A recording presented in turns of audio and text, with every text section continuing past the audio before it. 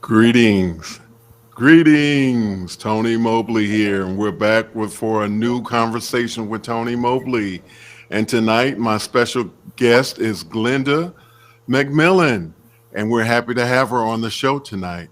And tonight also marks the 24th episode of Conversations with Tony Mobley. Why are we here? We're here because life has provided me the opportunity to have real conversations with real people. First, I want to thank Mr. Dean Anthony for our conversation last week. I also want to thank the team behind Conversations with Tony Mobley. So that is what we try to do, is to have real conversations. Again, tonight we have Miss Glenda McMillan, Regional Vice President for Public Knowledge. And you're going to find out more about public knowledge. But before we do that, I need your help. I need your help. And the reason why I need your help is because I need you to go to conversationswithTonyMobley.com. I need you to go there, and I need you to go to the Mokana chat after registering, and you can participate in our chat, and you can vote questions up and down. That's right. You can ask a question, and you can vote that question up and down. So to make sure that we get a chance to answer your questions, I encourage you to go to conversationswithTonyMobley.com and ask that question.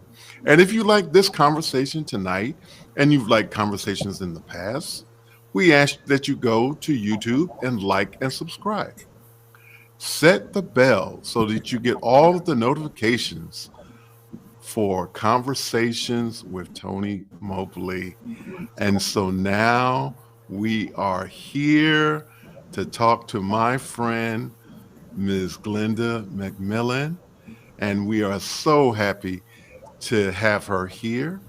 And so I'm going to push her a little bit tonight because before we get into the nitty gritty of the questions and the content that we're going to talk about tonight, I'm going to push her a little bit to talk about herself, which is something that she does not like to do. But we're going to push her a little bit so that you get to know her and to sort of understand why she has the passion for what she does. So I'm going to ask Linda just to tell us a little bit about herself and her her origin story, if you will, if you like, and whatever you want to share before we get into the questions. Thank you, Glenda. So, Tony, thank you. Thank you so much for having me. And you're absolutely right. Um, that's the topic I least like talking about. And I think I can explain why during this conversation. I am the hardest thing for me to answer is that simple question, like, who am I? And I think that's because we're ever evolving. And the older I get, the more I realize that I am not who I was 5, 10 years ago, but hopefully evolving into a better version of myself. I am a Southerner at heart. I am, and to answer that question, I think we often go to what we do. And my effort to identify myself is not by what I do, but to indicate that who I am has determined what I do. And that is an advocate, that is a change agent, that is sometimes a disruptor, but always interested in improving the world around me and my own personal environment. I grew up in the South, as I said. I started out as a musician, I guess, is what you would say. I have a bachelor's degree in classical music performance and thought that I would probably either be in somebody's opera house or on Broadway. But my passion led me to serve others in a way that's very different from that. And I've never regretted a moment of the career choices that I've made. Um, I have a strong commitment to doing, making every effort to do what's right and recognizing when I make mistakes. I came to child welfare purely by accident. I think I said to you earlier that my career has been a series of happy accidents. And that's how I came to child welfare. But I've always advocated for others. And I think that was my path. I just did not know it. I Fantastic. Once I got into child welfare, I aimed to legitimize myself, I guess. That's how I saw it as a younger version of myself. So I went back to school and got a master's in social work and have continued the work that my heart is so endeared to. And I feel like that is what I'll do for the rest of my life, is to support, serve, and advocate for others. Fantastic. All right, so we're going to get into the questions, and we'll talk a little bit more about Glenda's personal story a little bit later. And so we're going to get into the questions. So the first question that we have is, what lessons have you learned from your parents that you are using today? Lots and lots of lessons, and they come back to me often. I grew up in an environment where truth, honesty, faith, humility, a strong sense of community was modeled every day. But more importantly, the commitment to service to others was the message that I got through and through. Uh, I I feel like that's been the recurring theme of my life, is to be of service to others. Uh, Use whatever talent, skills, and abilities I have to not advance myself solely, but to advance others, to support the needs, the desires, and the well being of my community. And that's what I learned from my mom. She was a fierce advocate of um, those things, as well as patience. And that's the one thing I'm still working on. We all are. We're all still working on that one. You want to add any more to that? Well, I mean, I think faith was a very strong part of the relationship that I built with my mother. She, as I said, modeled brilliantly what it's like to believe that change can happen. And I hold that truth to this very day. Fantastic. Thank you, Glenda, so much for that. The next question is, how did you get started in your professional work? I started in child welfare purely by accident. I moved to Georgia, and in my downtime, when I wasn't auditioning for different things in the entertainment industry, I decided I needed to make a living, right? So I went and applied for what I thought I might be eligible to do. And it ended up being one of two things: a probation officer or work in eligibility services in the state government. So my first entree into the world of child welfare started with eligibility services, meaning supporting families through financial means, SNAP, TANF, uh, childcare, those kinds of things. I got there and was bitten by that bug and realized that my idea of my career was very different from the path that I was now on, and it was the path that I was committed to. And so I transitioned into the child welfare arena and never look back. Fantastic. And so the next question is actually why the Department of Family and Children Services, and you really already answered that. It goes either going to be that or a probation officer. So thank you And so the, much for that. and the first person to call me was child welfare. I think that was divine intervention. Fantastic. All right, so we're gonna move on to the next question. And the next question is, how did COVID-19 impact your work, your current work? Uh, I currently work as a consultant. And COVID had an impact on the ability to provide direct services as we had done in the past. And with, businesses shutting down, um, those types of things, we were able to parlay into online delivery, which did support the work, but it certainly pointed out the importance of making connections with people. So COVID impacted my personal work in a way that we had to, retool and figure out how to deliver a product remotely. I think COVID impacted child welfare in a very different way. Not only did they have to attempt to deliver services remotely, it impacted the outcomes for families. And that's an important distinction. Delayed permanency, I think, was one of the biggest challenges as a result of COVID. And by that, What I is mean what is permanency for those that don't know?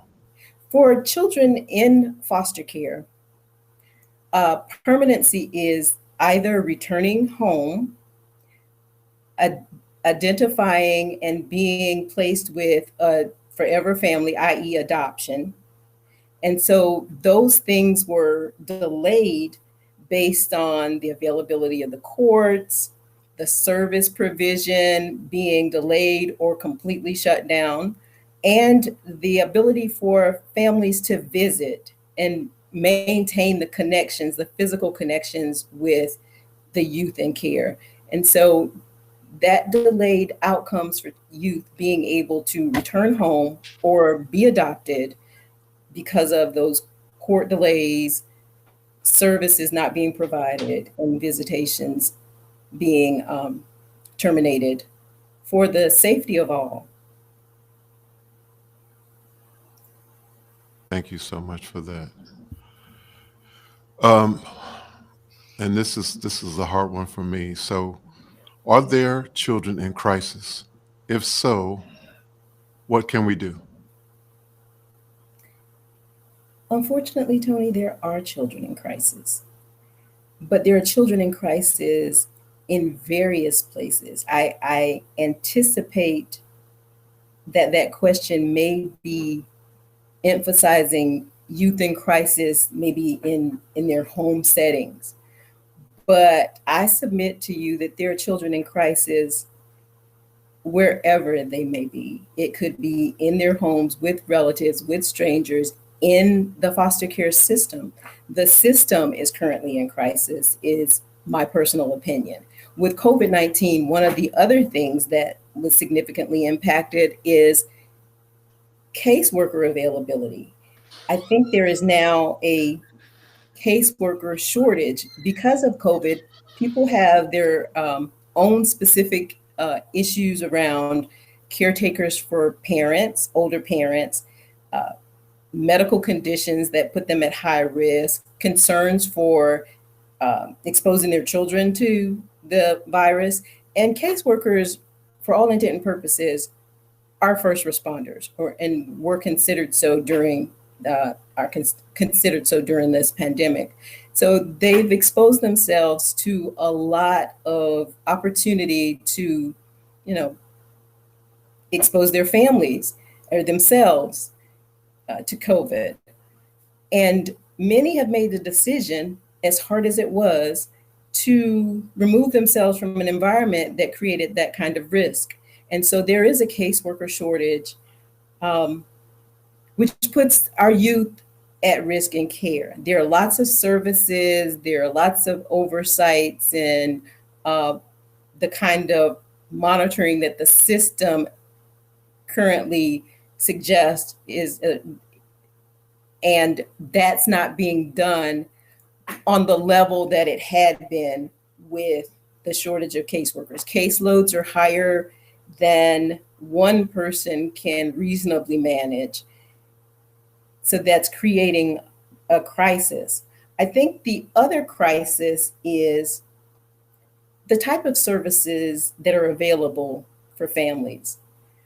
Our system has been built on a very archaic approach to protectionism, the idea of protecting children. And I think the addendum to that is often thought and not said from their caretakers, from their parents, or from their potential abusers or those that neglect them. And there is a need to really look at what services families need and to think about the system differently.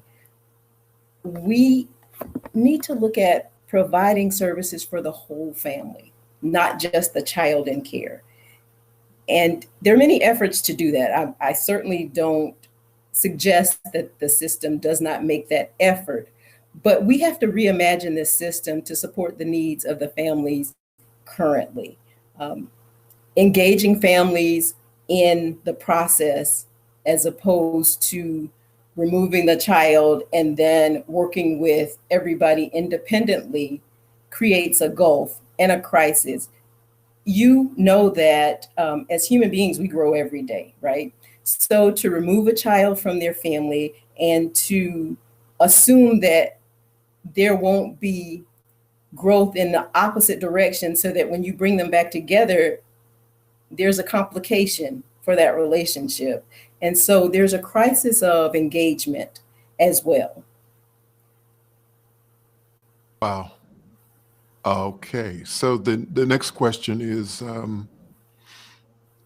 let's talk about COVID-19 effects on children, parents, and the workers. You kind of just dealt with that in terms of talking about the workers and the shortage of workers. And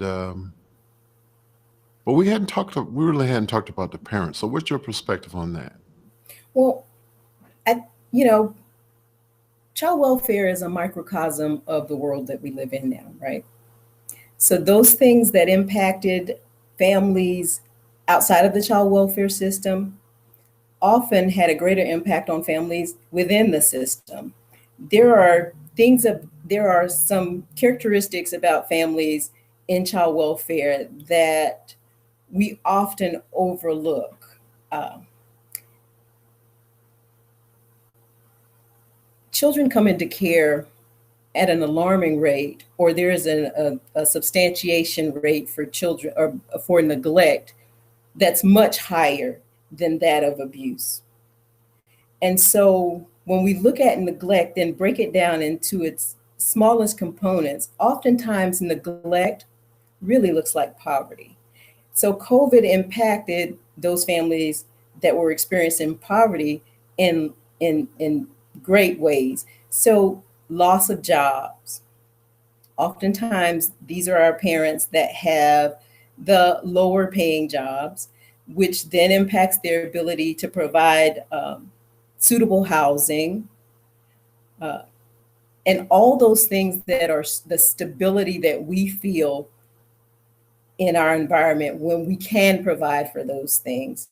And so COVID has had a significant impact on parents. For those parents with children in the child welfare system, COVID has impacted the service array that they have agreed to complete in order to retain custody of their children.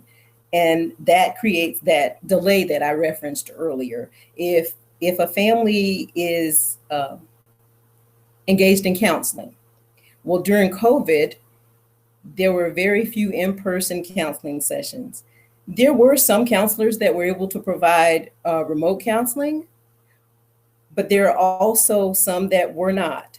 There are some other services such as substance abuse, um, mental health providers, just lots of other services that parents engage in order to meet the needs of their children and have them return home, that were either delayed, um, decreased, or just not held at all during the COVID impact. Yeah, so lifted up poverty, and if it's an amazing thing when you think about it.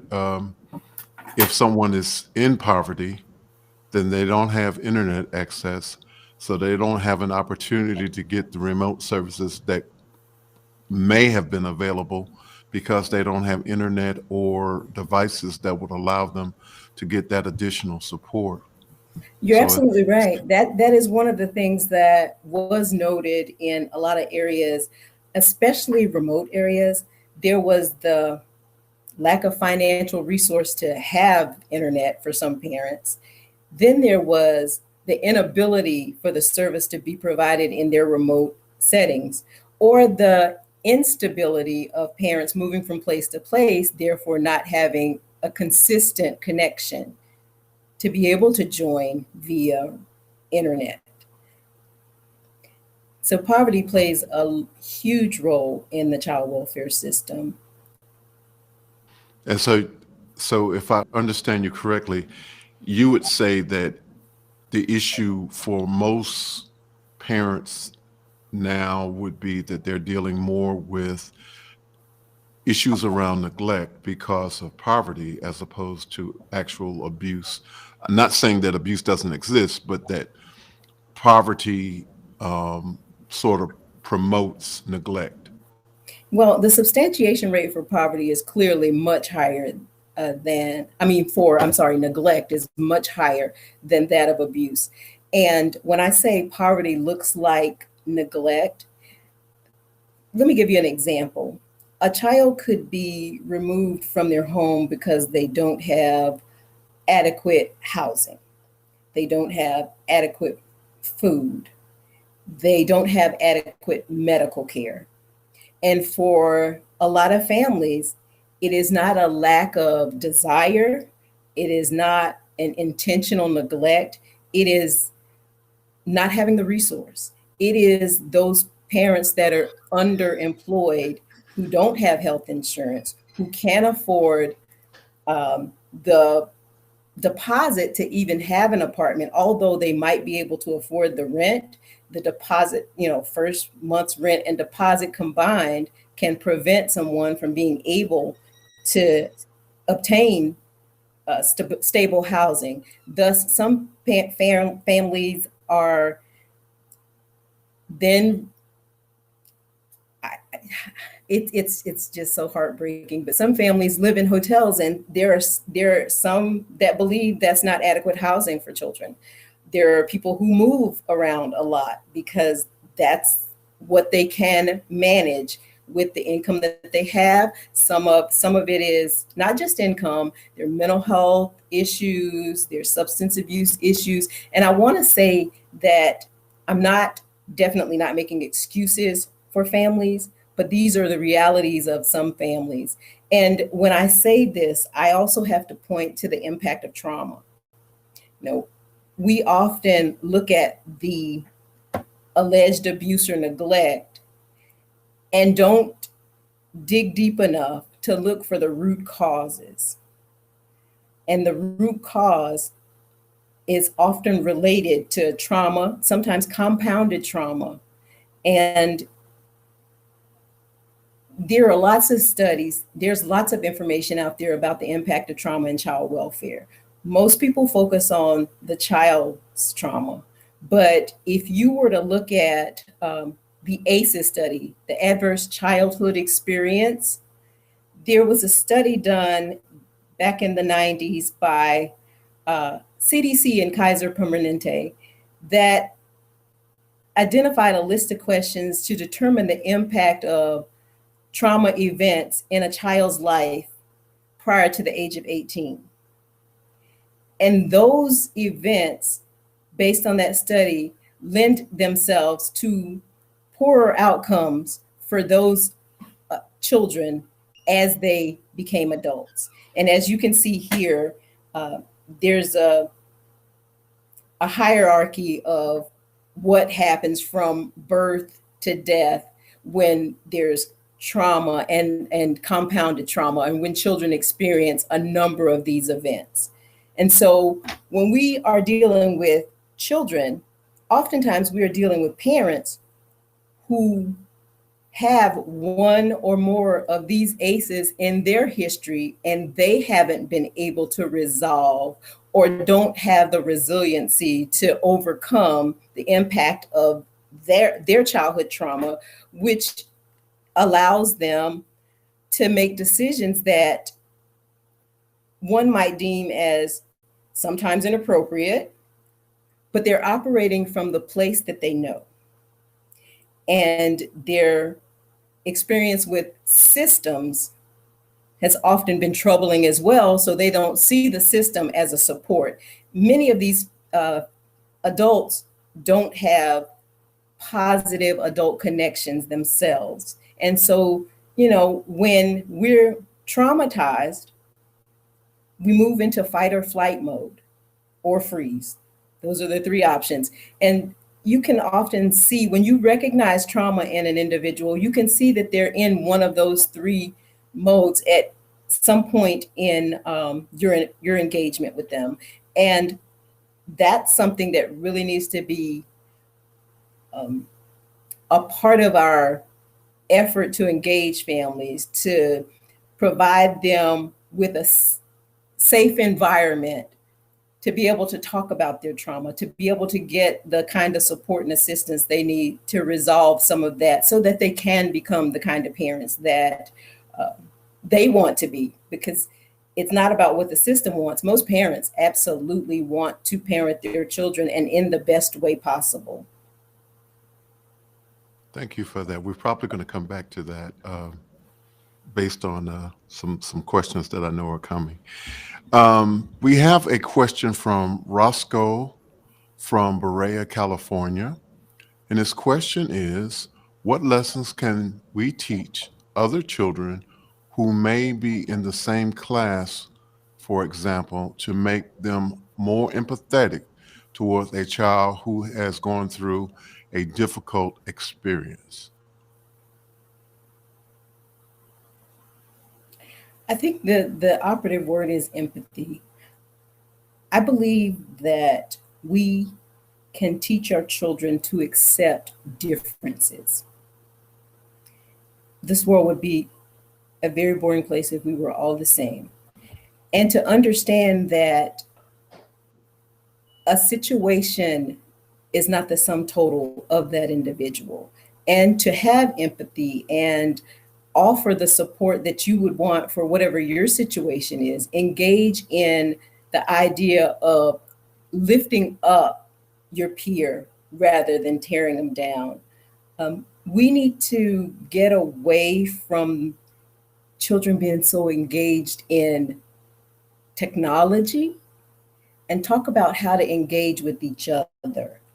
I think empathy is lost because we spend so little time communicating with each other and communicating with our children, to be quite honest.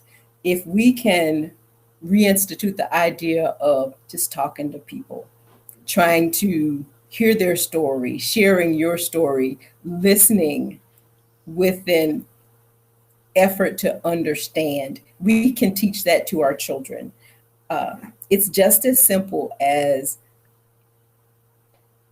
being the person you want to interact with, but that's so complicated in today's world. And I'm gonna disagree with you just a little bit from the technology point of view, as you know I probably I knew would. you would. But I Said it anyway. but what I wanted to say in regards to that is that I think it has to do, well, let's talk about social media for just a quick second. And so if you look at social media and you look at the context that most children now have smartphones, and most children have access to to Twitter and Instagram and TikTok and all of these things. Um, the problem, I think, as far as technology is concerned, is that the children or the young people have access to technology that's not beneficial, uplifting, or even giving them an opportunity to be empathetic and not be selfish, because it's not just about me. And that's what I've seen as far as a lot of the content that's out there. It's about me. It's only about me.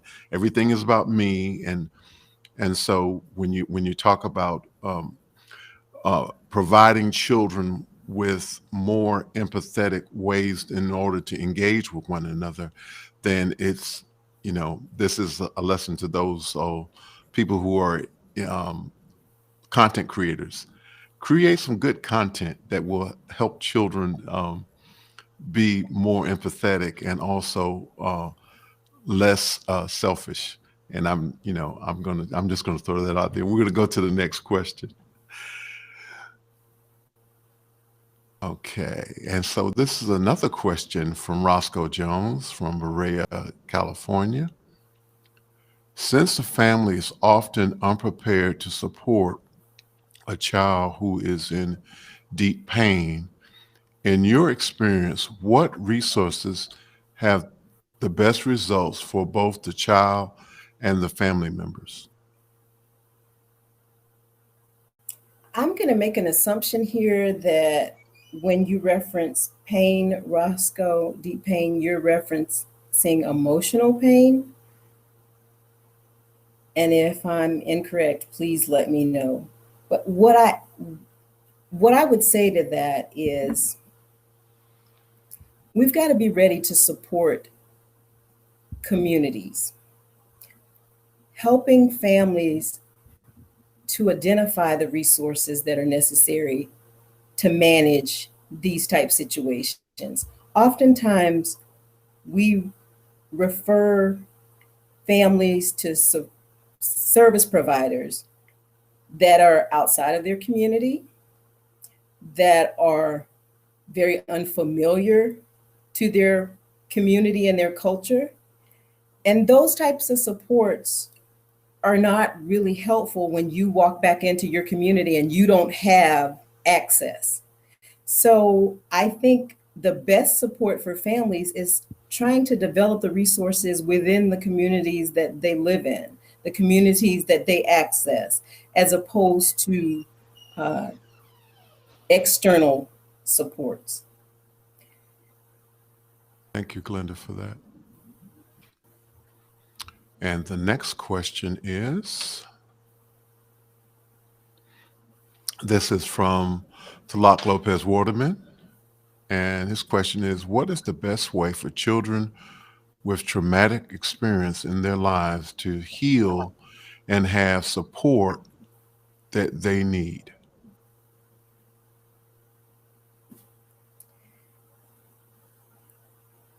That's a loaded question because there is an individual component to that, but putting children in a safe environment where they can express themselves, where they can feel that it is okay to share or it's okay to breathe sometimes, uh, that's the start of healing. But if they don't feel safe, they'll never open up. Therapy doesn't always do it.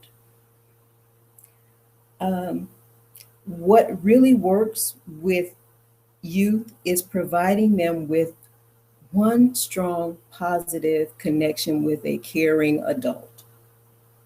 I need to know I matter. I need to know that the experience that I had is not the experience that I will continue to have. And I need an adult to say, I'm here for you, I'm willing to protect you, and to help you grow and to develop into the person you were intended to be. So strong connections, a sense of safety, those are the things that help to start addressing resolution to those traumatic experiences. And the brain can change. I mean, is proof that at any age, with the support that you need, with the resources that you need, the individual, that things start to shift and people start to believe again, you know. Fantastic. Thank you for that. Can you speak to what motivates you? What motivates me is the hope that things can change, that there's improvement on the horizon, no matter how dark the day seems, uh, that there are people who absolutely want to do better for themselves and for each other. I'm motivated by the idea that you don't have to live in a bad condition. I'm motivated by the idea that as we can develop technology and send lay people to the moon, we can also develop relationships and communities and provide resources right where we are. I'm motivated by what what changes I see that happen in incremental stages, but yet still changes. I'm motivated by the fact that there are other people who are interested in a better humanity than the one we experience today. So my motivation is all about moving forward, um, making strides, building communities. Thank you. Thank you for that. How's the world changed since COVID-19? How's the world changed? Oh, I think it's the obvious is that we've become much more polarized. And I think that's a wall that will have to come down. And no one has an answer. Um, it's a challenge. It's a tough challenge about what is the right thing to do? And are there many right things to do? And if so, how can we come to consensus and agreement about what we want for this world post COVID or during a, a, a less um, invasive COVID environment? And recognize that for humanity to survive, it requires a team effort. We are not here alone. We can't survive alone. And so um, I think COVID has just pointed out some of the chasms that were already there. I don't think it's anything new.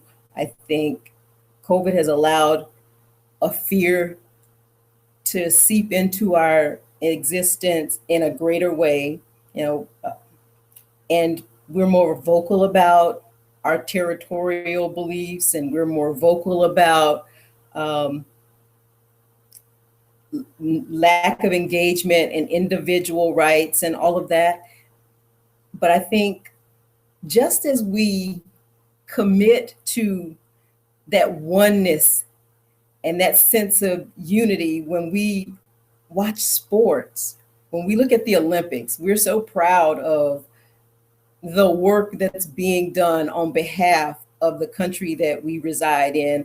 I wish that we could have that same resolve around the way we engage with each other on a daily basis.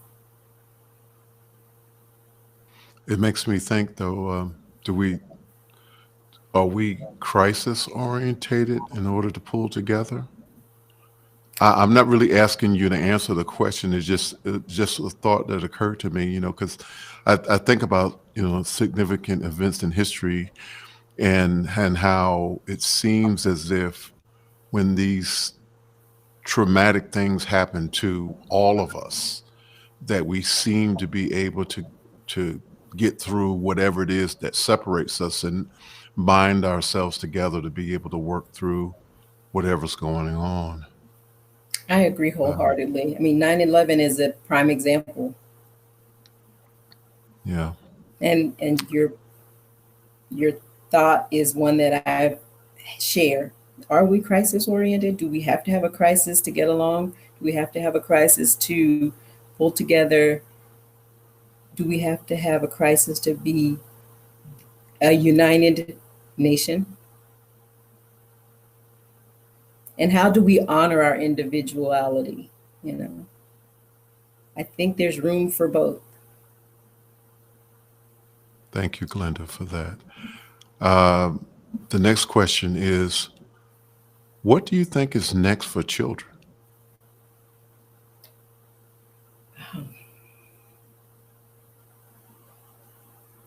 What I hope is next for children is massive opportunity. An opportunity to show us how to be one, how to engage without such discourse. I hope that they are learning from our mistakes. And I hope that they work to preserve the things that are really good about this world and build a better world for their future and beyond. I have no idea what is next. I hope for children in the child welfare system that there are better resources. I hope that for children in the child welfare system, there are better connections. I hope that they are more engaged with family, even if they're out of the home, that family and kin are resources before strangers. I talked about trauma earlier. One of the biggest traumatic events for a child coming into the child welfare system is coming into the child welfare system. So even in an effort to protect children, we create a traumatic event. And for children, especially very young children, separation is equivalent to death. The very young don't realize that a separation from a parent, no matter how bad that we perceive that parent to be, they can't foresee a reunification. It's the same as that parent dying for them. And so how traumatic is that, to think that your parent is gone forever? So I hope that we can reimagine a system that supports family engagement, community involvement, keeping families together in a way that we would want for our children, and then supporting the community so that we service them where they are and prevent that traumatic event of separation. So that's my quest, my desire, my hope for children in care. But for all children, I hope that they are learning from our mistakes and making intentional decisions to do better. The village raising the children as opposed to just the parents. Absolutely. That's the village I Roscoe come Jones. from. Say that again. That's the village that I come from. Me too. Roscoe Jones is back again, and he says, are there nonverbal signs we should look for to know a student is in emotional pain? And when should we seek help from an expert? When should we seek help from an expert? People display pain differently. So I don't know that there's one thing to look for. My question to you would be, when are you concerned about a child? And where does that come from? What place does that come from? A place of empathy, a place of protectionism, a place of support? Identify that. If you think that there's something wrong with a child and you feel comfortable engaging with that child, I'm I'm speaking in general terms here because I don't know if we're talking about children you're familiar with or if this is a classroom setting. Um, but come from a place of pureness to support that child's growth, development, etc. Engage with them. Um, I would say if you have a connection, then it's much easier. If you have a concern, then that requires some exploration. But I can't arbitrarily tell you what exactly a student looks like when they're in pain. Children respond very differently. Some shut down, some act out, and just look at the behaviors and look for changes in behavior if you're concerned about a child's emotional well-being. Um, Access their support system to engage them, around what you see as a potential need. Thank you, Glenda. Um, and Roscoe's back again with another question. Can you speak to can you speak of situations where you felt hopelessness for a child that's somehow turned around into a wonderful healing? I can, and I'm going to warn you, this is the one that always brings a lump to my throat. As a young case manager, I had a caseload of teenage girls. Some were teen moms, some were not. This one particular young lady had been in a foster home for the entirety of my engagement with her. She graduated from high school, and it was one of those proud moments where I, as her case manager, brought her a gift and was extremely excited to provide her with that gift. And unknowingly, the foster parent with whom she resided decided that because she was aging out of care at that point, and it was she was 18 and it was her decision not to remain in foster care, she no longer wanted to allow her to remain in her home. That was the biggest kick in the teeth.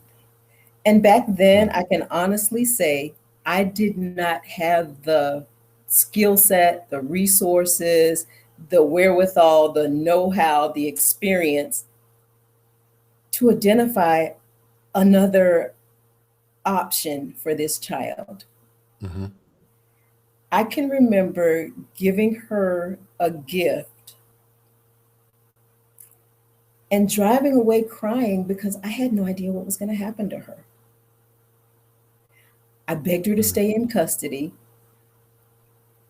but her experience didn't warrant her wanting to remain in the system. The system had not been good to her, and I didn't know how to make it any better. And I often worried about what happened to that young lady. I walked into a Marshall's one day, years later, and there she was, the manager of the store. Wow.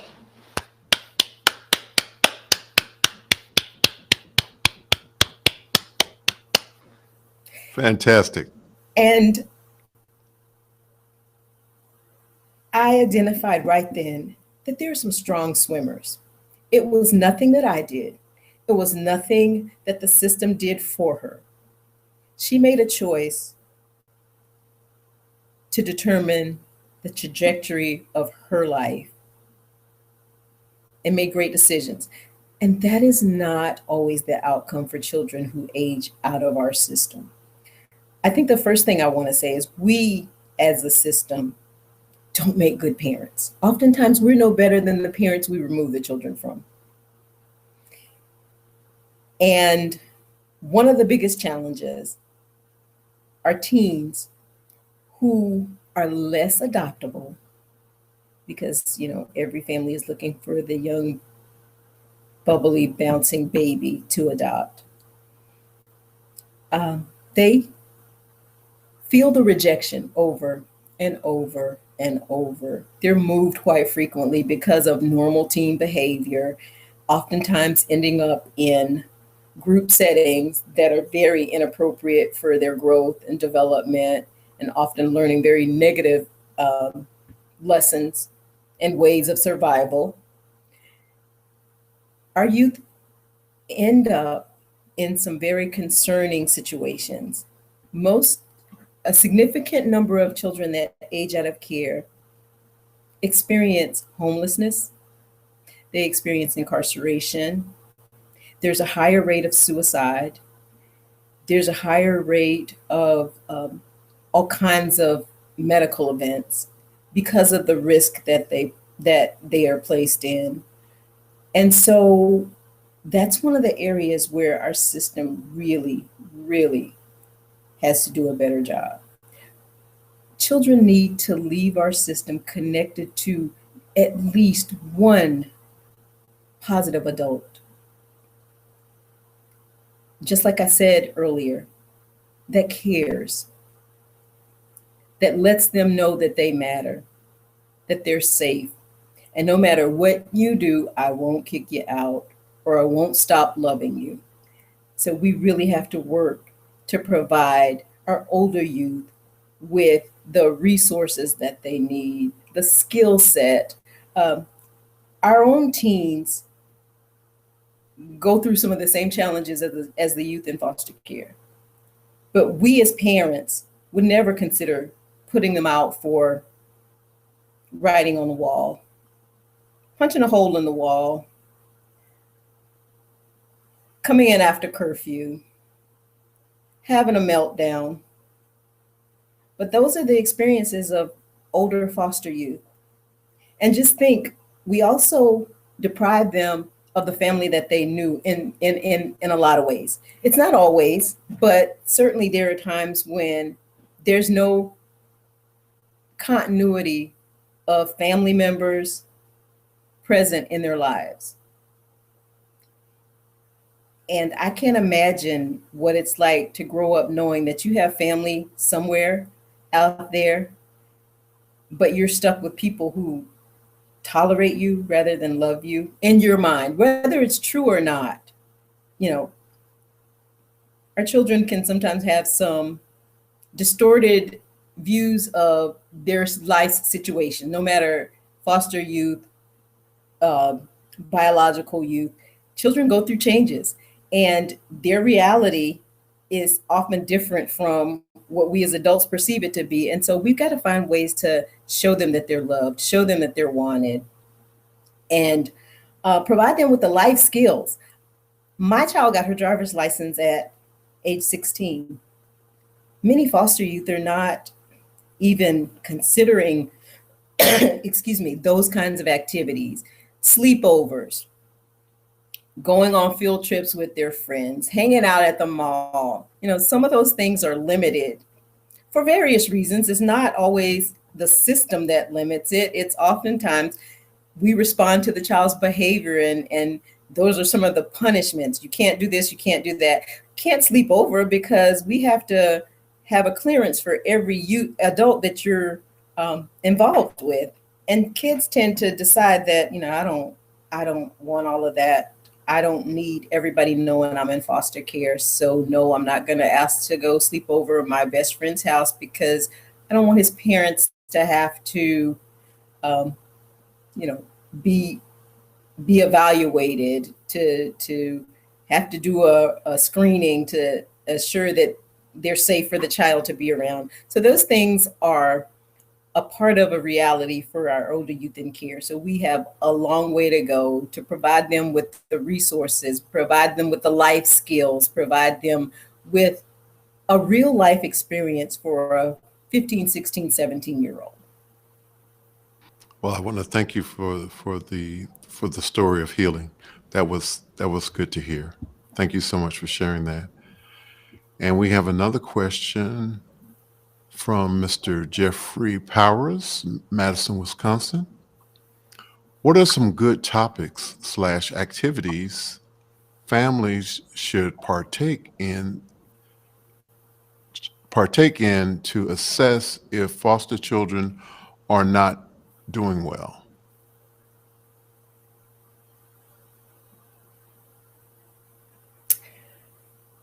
Now, I'm really not sure uh, about that question, because if you're referencing the families of origin, the families in which children are residing, but I would say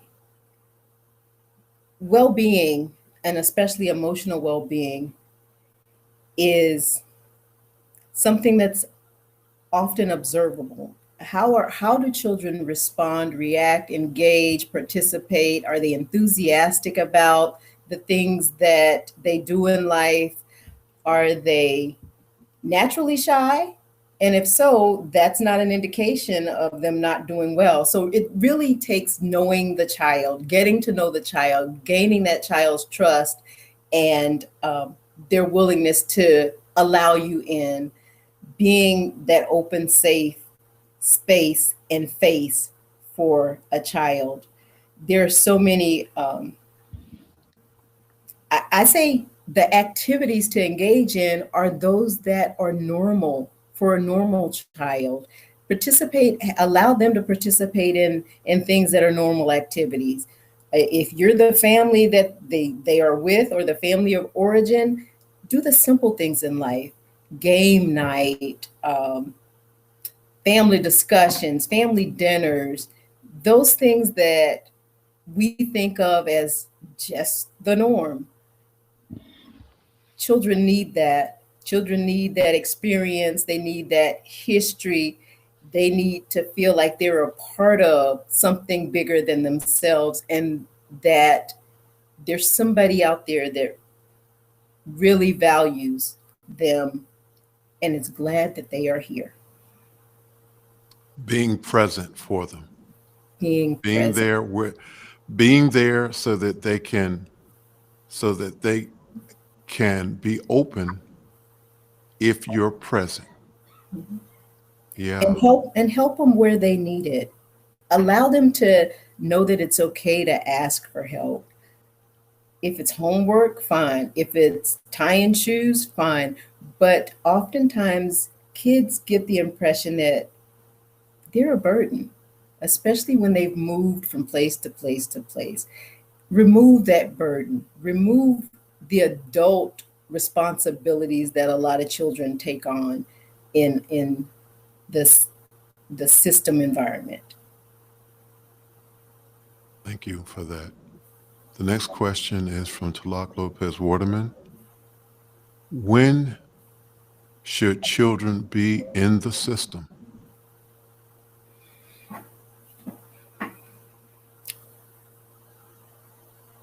I wish that there was never a time for a child to be in the system.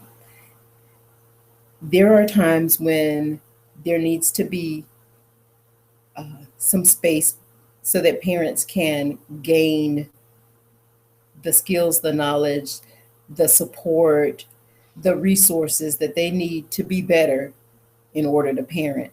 I would hope, though, that when children are removed from their family of origin, that they're placed with other family members, people they know, resources that they're familiar with, and that they continue to have access and a relationship with their parent as they work on the things that they've agreed to work on. I think we do have a system to lock at this point of protectionism, i.e., protect the child from the parent. Um, Again, I go back to my earlier statement about preserving families and finding ways whenever possible to engage um, families in the decisions around what they need to be better, and ameliorating the risk to a child, reducing that risk to the point where the child can remain in the home. There are absolutely situations where a child needs to be removed. Um, if a parent is in crisis and it it is unsafe for a child to remain in their care, that's a very different, and I hope short-term event, right? But what we have to do is not remove children just to be safe, just in case. Um, and some of that has happened. We need to reimagine a system where we can truly identify risk, truly identify abuse and neglect, and separate that from poverty and some of the other social determinants that put people in situations where it looks like on its face that a child should be removed.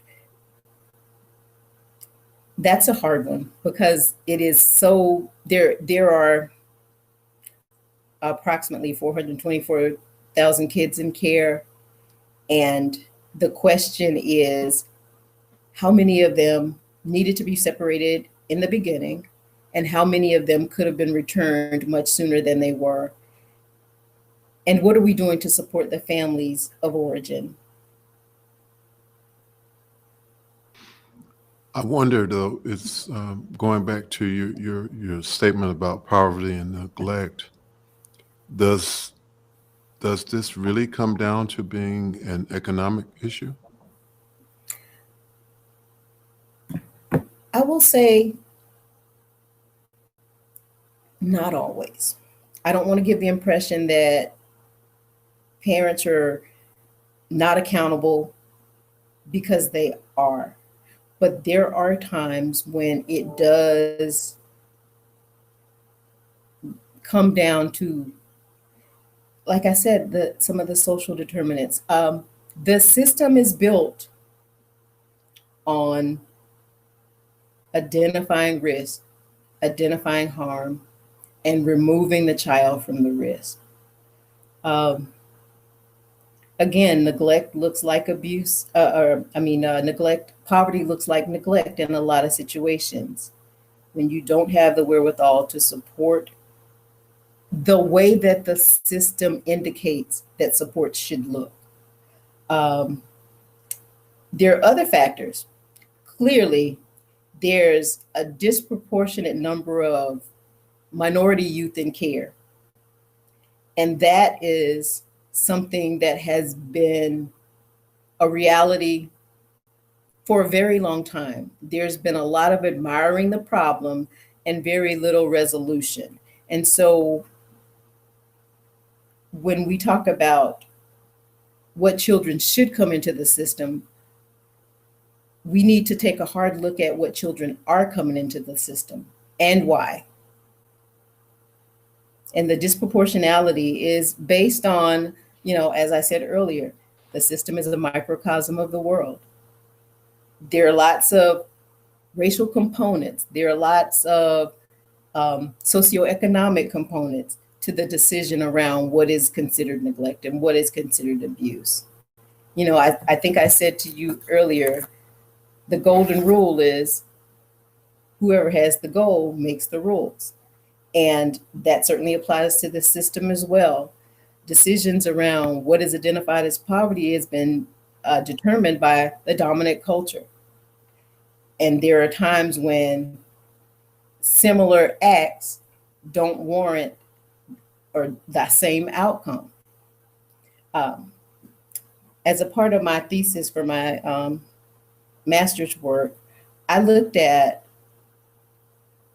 the substance abuse reporting on pregnant moms at different hospitals. And at the state-run, predominantly minority consumer hospital, every parent was tested where there was a thought that there might be some substance abuse or use. Whereas in the private hospitals, where the same level of substance use or abuse might have been going on, there was a lot less testing. And so we have to look at the things that bring our youth into care. And it's not just that the families or parents are at a deficit for being able to caretake. There are instances of that, yes, but there are other factors that are in play. Thank you, Glenda. We have another question from Mr. Roscoe Jones, Berea, California. Are there any events put on a smaller communities that work well for foster kids, such as outings with other foster kids? Across the country and in different jurisdictions, there are lots of efforts going on to support foster youth. Some more beneficial than others, but I think that the point is that there are efforts, and I hope that there continues to be efforts to support. But I also hope that, as you stated, in communities, those things are done, and not just as demonstration projects. I mean, there are lots of efforts going on to try to address the issues that relate to a child's experience in foster care. And there are times when those things are successful in a demonstration environment, but when the resources are removed, you're back where you started. So my hope is that in the smaller communities, resources are instilled in the community, not just until the child welfare system is removed from your life, your day to day, but that there are resources left in a community to help support some of the things that we've talked about as root cause reasons for the initial engagement. That would be my hope. Doing it because it's needed, not doing it because I'm not going to get praise. And the other or because I'm going to, feel good, doing it for feeling right good. Reasons. Yeah.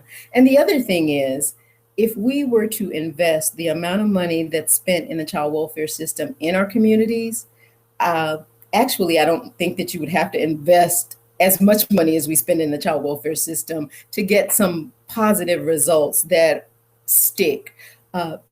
There is a large amount of financial resources going into housing children. If we could provide those same resources or similar resources in the communities, I think we could see a vast improvement in outcomes for children, which is the goal. We want to have resilient children that are self-motivated, are a part of a community, contributing to their community in positive ways, building a better world, and to not put the resources in their community doesn't support that as an intent. So I would hope that we can find ways to invest in communities as much as we find ways to invest in services and housing and therapy and counseling. And those things are needed when they are needed. But as there are a lot of things that end up on a case plan, should I say, that are just standard. There's a template somehow that got created that every parent whose child has been removed needs parenting classes. And that is absolutely incorrect. Every parent whose child has been removed, somebody needs some kind of therapeutic intervention. That may not be the case. What that parent may need is housing. And the outburst that ensues when a child welfare case manager comes to the home may very well just be frustration. It may not be that I have an anger management problem. So if we look again at the root causes and try to address those, provide services where the services are needed and the right services, allow families to engage in the decisions around the services that they need. If we build rapport And that's the first stage of engaging them, meeting them where they are, and identifying and acknowledging the trauma that they've experienced. Is meeting them where they are and allowing them to tell their story. Then Thank you, we Glenda. can potentially identify the right resources sooner and help children to stay at home and or return home quickly. Thank you. Thank you for that, Glenda. The next question is, what are you most concerned about for the future?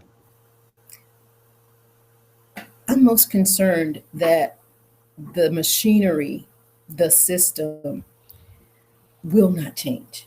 We know how hard it is to make incremental changes in big systems. I'm most concerned that we won't advocate enough for the legislation necessary to make the changes to support families. I'm most concerned that children will continue to have some of the negative experiences that they do. Those are top of mind for me. I think that we have to reimagine our system in order to serve families and meet their needs where they are. And the system is a machinery that, sometimes it feels like it runs itself. There are lots of people that are committed to the work that they do. There are lots of people who care deeply about the children that they serve. There are lots of policies and practices that continue to keep this surveillance and monitoring concept of a system in place. And I think that is no longer the direction that families, I don't know that it's ever been what families needed. Who feels comfortable being surveilled, right? Who feels comfortable feeling threatened by the idea that if I don't walk this tightrope, my children could be removed from me? No one. And the system doesn't intend to threaten, I don't think. I hope not. But those are some of the unintended consequences.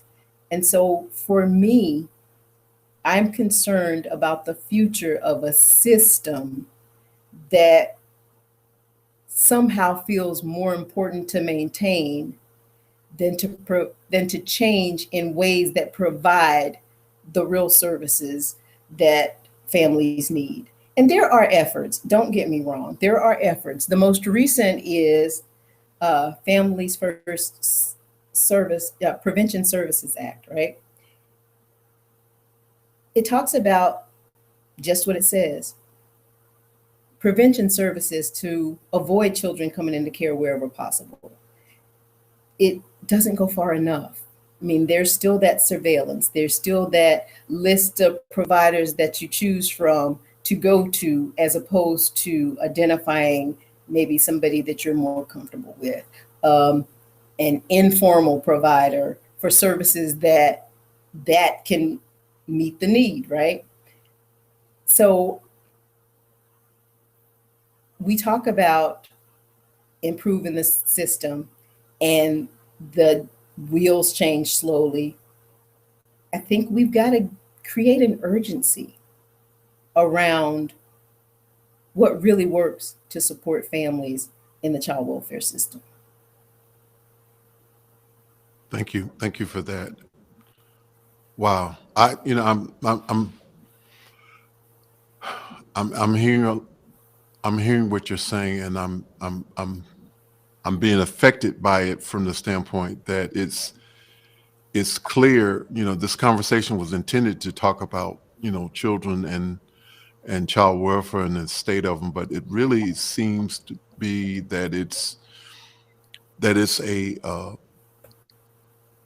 should be about helping families manage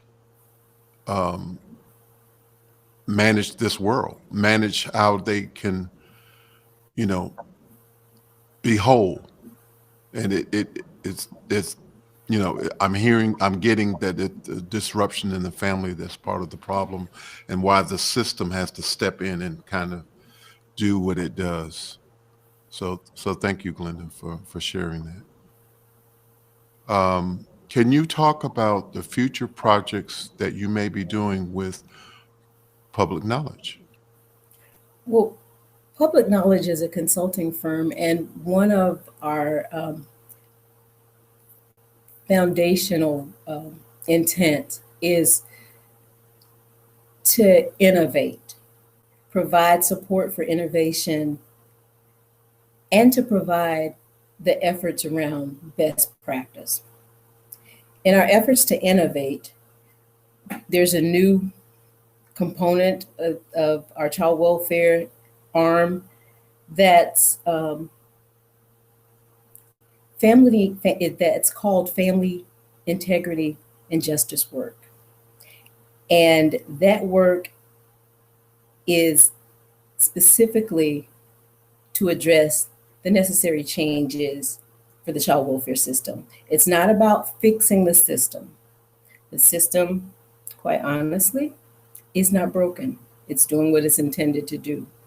It's about reimagining a system that is supportive in the ways that we've talked about tonight. It's about the change that has to happen. It's about engaging the youth, the families, and specifically having them at the table when decisions are made, not making decisions for them and then bringing them to the table. It's about that whole concept of buy-in. And if you allow people the opportunity, they want to do better. And sometimes they can tell you how they can do better, right? And so we want to bring their ideas to the table along with a supportive environment. And so family integrity and justice work is just that, helping systems reimagine themselves and having a level of engagement beyond what has happened in the past. There is an effort to also bring in the expertise of youth or former foster youth with lived experience, right? Or lived expertise, because it's not just their experience. They're experts at being children in the child welfare system.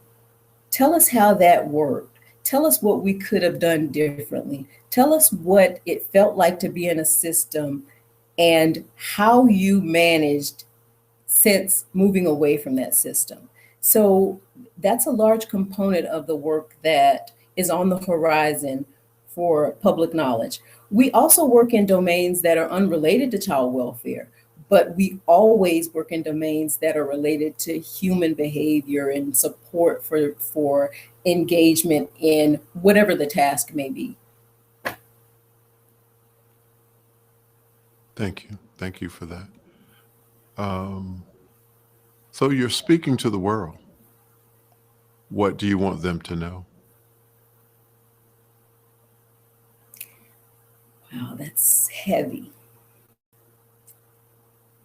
I want the world to know that families involved in the child welfare system look just like you and me. I want the world to know that most parents are not monsters. They don't have ill intent. There are lots of challenges and trials that people go through, and we do it often in private. And sometimes their worst day is on a world stage, whereas my worst day may be in my bathroom, boo-hooing, you know. They're not different. They're having an experience that involves a very public system. They deserve respect. They deserve, and a lot of times, empathy. And I know that people have a hard time with certain aspects of abuse. Let's just say parents have substance abuse issues. Whether you believe in the medical model for substance abuse or not, I don't know of anyone who decided, I'm going to wake up today and be a drug addict. There are underlying conditions, there are underlying challenges. There are often problems that I shudder to think about. A lot of parents have been abused themselves. We have little appetite, of course, for sexual abuse. Same applies. Not everybody's a pedophile. It's so hard to even talk about the idea of children being harmed in that way, but we also have to know why it happens. And how can we be agents of change to support better outcomes and looking at people as human beings regardless of their worst actions and activities? And how do we help to shift that in a different direction? We can't police every family. I want us to know that we have an opportunity to provide resources. Let's advocate in ways that matter. Lip service serves no purpose in child welfare. Judgment has very little place in child welfare. Apathy has no place in child welfare. How can we as a community support our communities? Like I said, advocate. If you want to get involved, there are lots of opportunities. There are opportunities to be CASAs, where you work with the courts to support the children who come through the agencies. There's big brother, big sister opportunities for youth in care as well.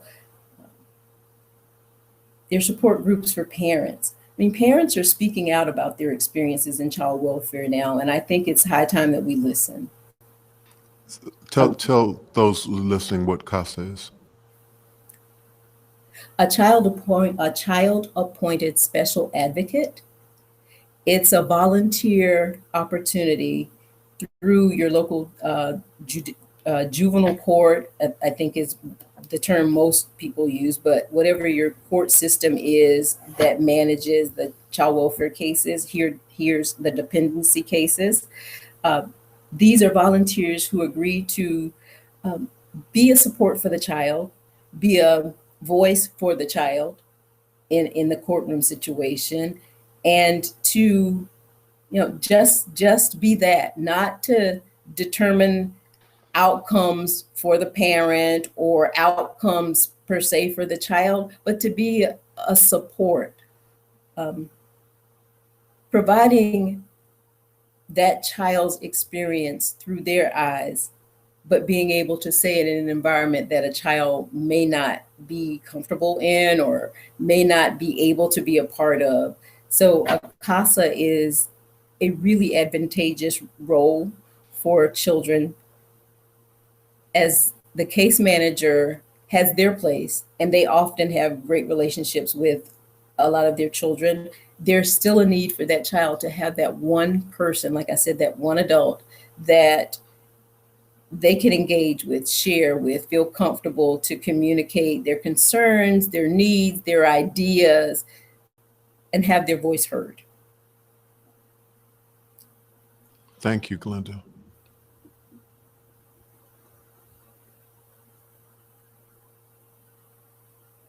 That may have been our last question. Wow.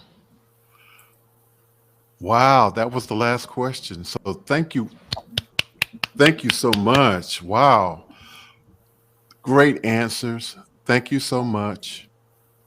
This is a very important conversation. I'm glad that you were able to be available to have this conversation with me.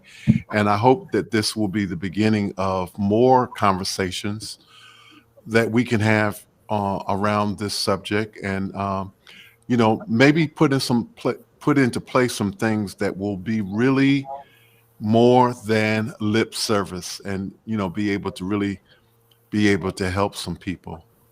So thank you again, Glenda McMillan, so much for taking time out of your busy schedule to share with us tonight. And I, wow, thank you, Glenda. I really appreciate it. You're I welcome. want to And give special I want to give special thanks to Kimberly Mobley, the Global Family and Friends, Alex Lindsay and office hour members, Cloud Bedrock LLC, the DVE Store, Liminal Entertainment Technologies, Byte Hive, Video360.com, ApprovedForLoan.com, Mr. Ken Jordan Elmspart, Jonas Dattel, Aaron Huslich, Sherrick Sheeta, David Brady, Marcus Lee Folk, Richard Lavery, Chris Fenwick, Manolo Lozanzo, Jeffrey Powers, Talak Lopez Waterman, Conversation with Tony Mobley, producer. I want to say special thanks to Glenda McMillan again for doing the work. And wow, thank you again, Glenda, so much. Next week, we're going to have Miss Erica Sandstorm, an educator and mindfulness coach. Please come and find out about her. And we're going to have more conversations on education, mental health, filmmakers, musicians, and other creators. We're going to have more interesting conversations with real people. If you like Conversation with Tony Mobley and want to engage in real conversations, please like and subscribe on YouTube. Thank you all so much for being here tonight. And my last question to Glenda is, are you rooting for the University of Georgia on Saturday? of course, go UGA. And I don't think it was mentioned, but Glenda is working on being Dr. McMillan as well from the University of Georgia. So we want to continue to support her and encourage her in her efforts to become Dr. McMillan.